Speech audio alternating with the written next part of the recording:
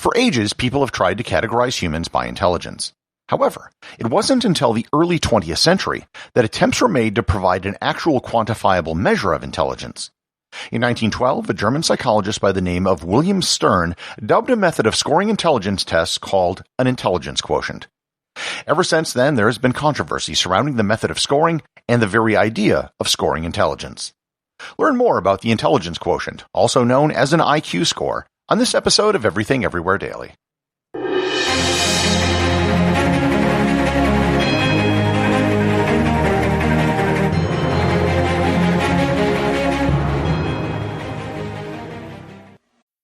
This episode is brought to you by AT&T. AT&T is opening connected learning centers across the country, opening doors for students in need by giving them access to free high-speed internet, computers, and educational resources that can keep them learning.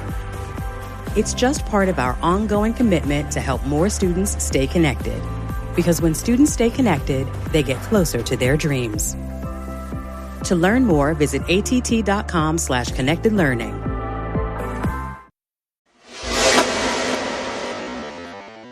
The concept of intelligence is one that everyone is familiar with. We all know people who are intelligent, and we know people who are probably not so intelligent. However, while everyone is familiar with it, it is a very slippery concept, and it's one that's hard to nail down. And it's especially hard to quantify. But that fact didn't stop people from trying. In the 19th century, the English statistician Francis Galton tried to show that intelligence was a hereditary trait, like other physical attributes, but he couldn't really find any statistical evidence for his claim.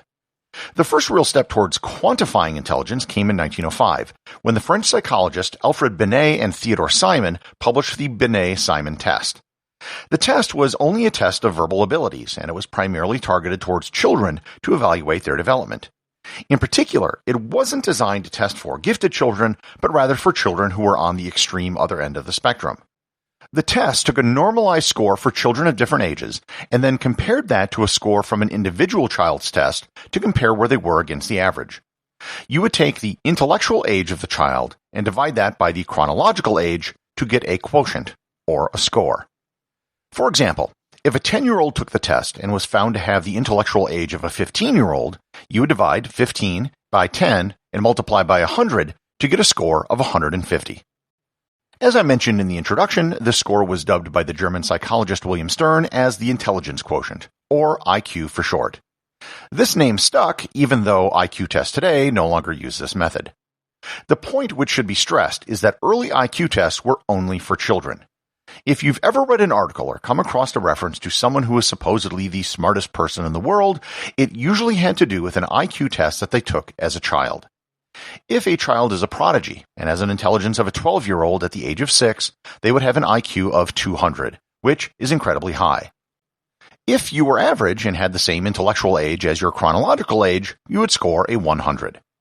However, you can probably see that this system really doesn't work for adults, and nor was it ever intended to work for adults. The concept of mental age doesn't make sense after a point, as test results for adults of all ages will flatline after a certain point. The Binet-Simon test was eventually adapted for use in the United States by Louis Terman at Stanford University in 1916, and that version became known as the Stanford Binet test. The test has undergone 5 different revisions over the years, and it is still in use today.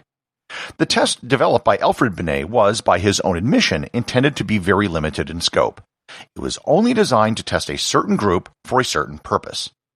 But once the idea of testing and quantifying intelligence came into being, it began being used for darker purposes. One of the earlier proponents of the Stanford Binet test was the American psychologist Henry Goddard. Goddard developed a version of the test that the United States Army administered during World War I. It was administered to 1.7 million soldiers, which was the first time a written intelligence test was ever administered en masse. The problem with the test is that the results were pretty much useless. The test itself was more of an American culture test, and there was an incredible variation in the administration of the test around the country. Goddard, however, was still a big believer, and became one of the lead proponents in the eugenics movement. He believed that if we could identify people that he saw as being, quote, feeble-minded, we could take them out of the breeding pool and their traits wouldn't be passed along. He developed a scale with what we now consider to be pejorative terms, which you've probably heard before but never realized that they were used clinically. Someone with an IQ between 51 and 70, he classified to be a moron. Someone between an IQ of 26 and 50, he classified as an imbecile, and anyone with an IQ below 26 would clinically be an idiot.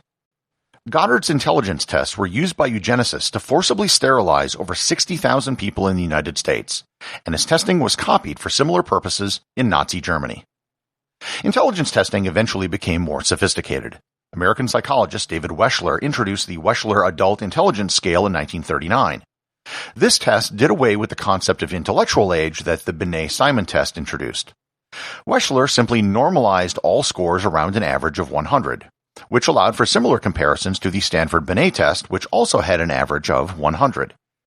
The Weshler test actually did away with a quotient, but the term IQ was so ingrained by this point that it stuck, even though the Q in IQ no longer existed.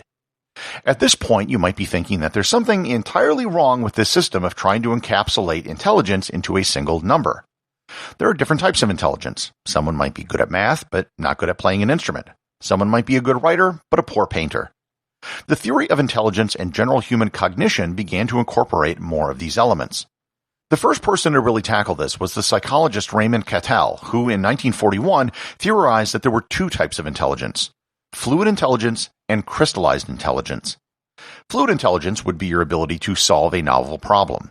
Crystallized intelligence would be things you know based on your upbringing, education, and cultural background. In 1966, one of Cattell's students, John Horn, expanded this into even more categories. He outlined aspects of intelligence that covered crystallized, fluid, visual, auditory, quantitative, processing speed, long-term storage and retrieval, and short-term acquisition and retrieval. This theory was further advanced in 1993 by the psychologist John Carroll, who created a three-layer theory of intelligence. On the top level was general intelligence. Below that were Horn's categories of intelligence, and below those were narrower intelligence aptitudes. That final category encompassed a whole host of things, including spelling, reading comprehension, reading speed, ability to identify musical pitch, and originality. Today, this is known as the Cattell-Horn-Carroll theory of human cognition. There are an enormous number of IQ tests that are given today. All of them test for different things, including spatial intelligence, logic, mathematical ability, and verbal intelligence. If you took different tests, the odds are you would get different scores, even if just slightly different, on different tests. What almost all IQ tests have in common is how they're scored.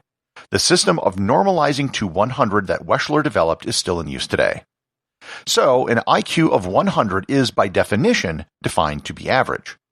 One standard deviation is 15 IQ points. That means approximately 68% of the population has an IQ between 85 and 115. At 2 standard deviations, you encompass approximately 95% of the population. An IQ of 130, or 2 standard deviations above the mean, is the cutoff for membership in Mensa, which is an international high IQ society. The 999 Society is for those who can score at 3 standard deviations above the mean, or an IQ of 145. There are also other high IQ societies above that, but to be honest, they are mostly mutual admiration societies because tests have no meaningful way to measure anything beyond that point. I mentioned that an IQ score is normalized around 100, so no matter how everyone in society performs on an IQ test, the average is always going to be 100. But what if everyone started doing better on IQ tests? How would we know? Well, that exact thing has been happening. A New Zealand intelligence researcher by the name of James Flynn discovered that when people took the exact same version of older IQ tests, raw scores increased over time. For example, a test known as Raven's Progressive Matrices has been given to British children for decades. The raw scores increased by 14 points from 1942 to 2008. This phenomenon has been dubbed the Flynn Effect, and it's been found all over the world, in country after country, even with completely different cultures. It's been found on every major IQ test, in every age and ability range. In the United States, it's been going up an average of 3 points per decade. If you were to normalize IQ scores based on 1997 data, the average American in 1932 would have had an IQ of just 80. This has been one of the biggest areas of debate and research in the human cognition community over the last few decades. No one is really sure why this is happening. Theories include better schooling, better nutrition, fewer diseases, and more stimulating environments with computers. And it's also called into question the entire premise behind IQ tests, and that it might not be testing for intelligence at all, but rather a general test-taking ability. There's another thing that some of you might be wondering. What about this emotional intelligence that you've heard about, also known as EQ, even though there's no letter Q in the words emotional intelligence? Emotional intelligence came from a popular science book by the journalist Daniel Goleman in 1995. While the concept of measuring general intelligence is full of problems, it's much more straightforward than the concept of emotional intelligence, which is a very fuzzy thing. Emotional intelligence is usually just defined as being aware of your own emotions and of those around you and being able to react accordingly. There is actually an emotional intelligence test called the Mayer-Slavoj-Caruso Emotional Intelligence Test. However, it's radically different from any general IQ test. In a normal IQ test, you are given a set of questions, and you are tested on how many of them you got correct. In an emotional intelligence test, you are tested on how well your answers fit social norms. There is no right or wrong. The more average you are, the higher your score. So, emotional intelligence is certainly an active field of research, but I don't think I would equate an EQ score as being the same thing as an IQ score. There are, of course, certain types of intelligence that simply cannot be measured with a test. And a great example of this is with elite athletes. In the 1970s, researchers began studying elite chess players to see how they could memorize so many past games of chess. There are videos online right now where people have presented the world champion Magnus Carlsen with positions on a chessboard, and he could recall which games those positions came from, even if the games occurred decades ago and he didn't play in them. Sports science researchers took this up and found the same behaviors in athletes. As a homework assignment, go do a search for LeBron James memory. You will find dozens and dozens of videos of him doing post-game press interviews where he can recall every play of the game that he was just in from memory. Not only that, but he can recall almost every game he has ever played in his entire life. Many coaches and teammates have called him a basketball savant. I used to be a very competitive academic debater in college and competed at the top national levels of competition. One of the guys on my team had this ability. He could recall any debate round he had ever had in his life, and I've never met anyone before or since who had that ability. Researchers call this domain-specific intelligence. While Magnus Carlsen and LeBron James both certainly have high general intelligence, there's no indication that this particular ability to recall previous games or matches carries over into every other aspect of their lives. Both James and Carlsen have basically wired their brains for a very specific task. The enormous database of past games that they carry around with them is one of the things that makes them great. This sort of intelligence can't really be tested. The only way to test it is through competition. Human intelligence is multifaceted. There is no one type of intelligence, and IQ tests that try to distill everything down to a single number is a very crude measure. But perhaps the last word on IQ tests and IQ scores should be left to one of the greatest minds of the last century, Stephen Hawking.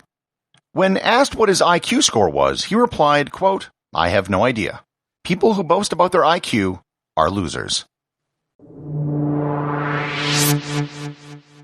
Everything Everywhere Daily is an Airwave Media podcast. The executive producer is Darcy Adams. The associate producers are Thor, Thomsen, and Peter Bennett.